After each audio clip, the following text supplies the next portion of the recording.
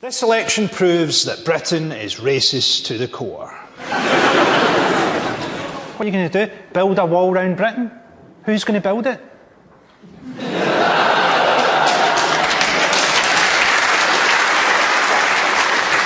It's not just the adults in this country who have a problem with immigrants. This is Labour's Tristram Hunt talking earnestly to a schoolboy while campaigning in Derby.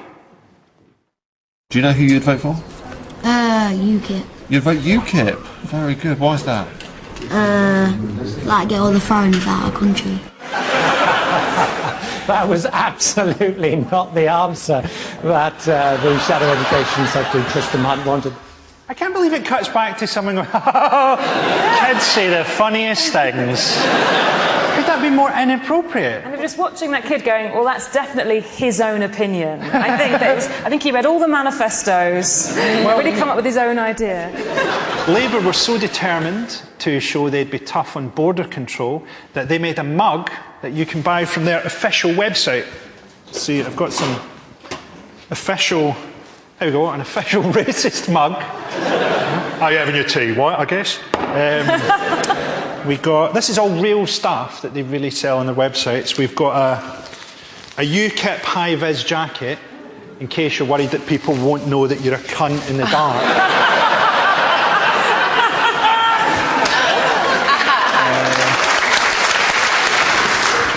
Now, here to discuss whether Britain is racist to the core, please welcome rapper, poet and journalist Akala.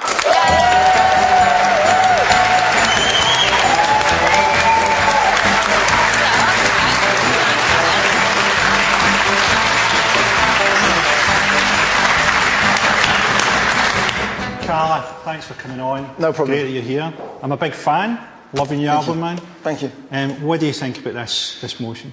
I think I wanted to give a short answer, but I can't because it's too complicated a question.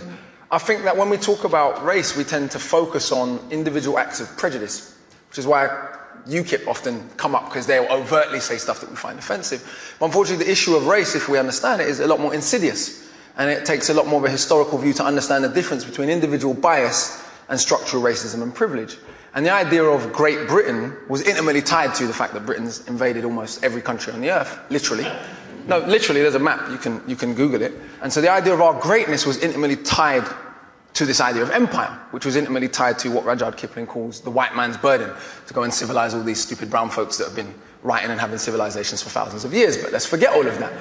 And so if we fast forward to today, when we talk about structural racism in Britain, do we have the same institutional disparities in rates of imprisonment that they have in America? Yes, absolutely we do. Do we have the same disparities in terms of who's dying in police custody? Yes, indeed we do. In 2011, we were told we loved Libyans so much we wanted to bomb democracy into them. Less than 5 years later, we're leaving people fleeing the same conflict to drown in the sea, while giving a woman space in a national newspaper to refer to them as cockroaches. And when you refer to humans as cockroaches, that is a mandate for murder. Let's be clear about that. The moment human beings become non-human, that is a mandate for murder, and there's a long historical parallel of that. Today, Germany, the country that bombed this country, in our grandparents' lifetimes, so theoretically the grandchildren of Nazis can get in and out of England easier than the grandchildren of people from the Commonwealth who fought against the Nazis. And where do they come from? When we talk about immigrants, do we mean people from Australia and New Zealand? Didn't Boris Johnson go to Australia and say, hey, we're culturally the same? Was he talking about the Aborigines when he said that? We call them expats. Right. White people have such a different way of classifying themselves that white immigrants are expats and non-white immigrants are immigrants. So when we say immigrants, if we go to border control, we can go there, Yarlswood, and we go and look at who's there. It's not a bunch of white people from New Zealand. So we have structural forms of privilege and bias that are much more insidious and much more difficult to overcome. The reaction to Africans and Asians coming here post-World War II, to rebuild the country after the Queen's German cousins bombed it, the reaction to them was one of general hatred. It's illogical. These people who had formerly been colonized by Britain had fought in both world wars. India gave 2.5 million volunteers, for those who don't know. When we talk about being saved by America in the war, we want to talk about being saved by India and Russia. That would be a bit more accurate. But that's a bit inconvenient.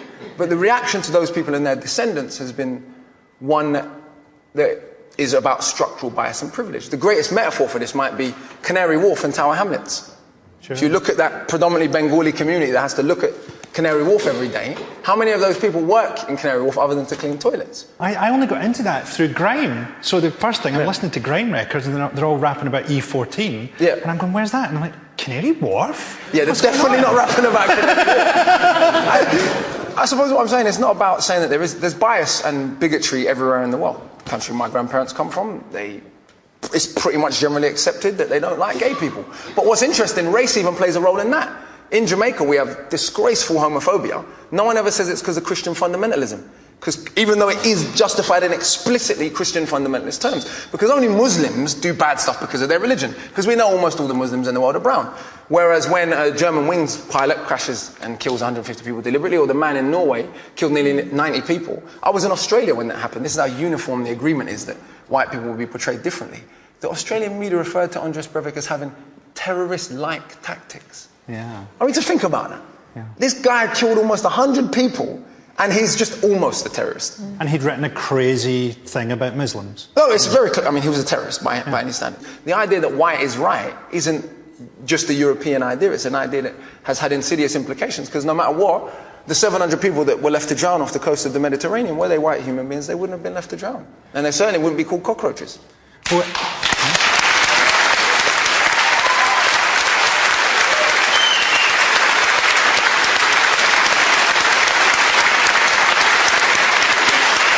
casual discrimination isn't exclusive to Britain, of course. Let's see how one Australian news anchor dealt with the issue of race while talking to a pair of twins in this incredible clip.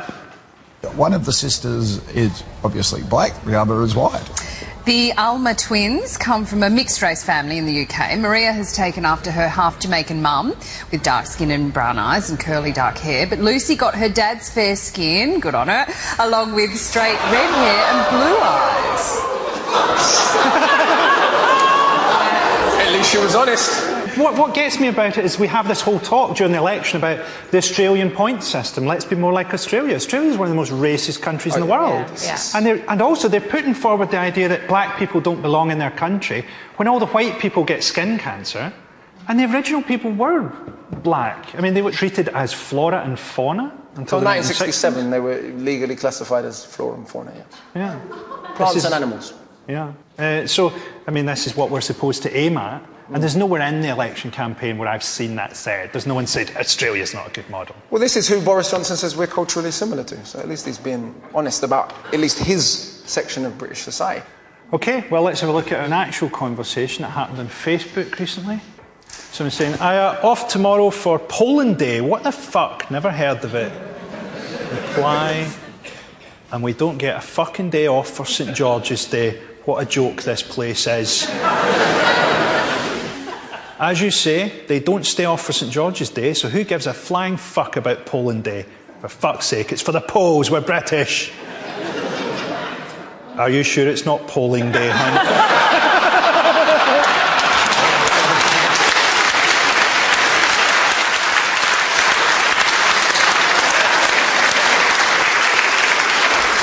Well, Akala, thanks very much for joining us. Fantastic to have you here. Thank you.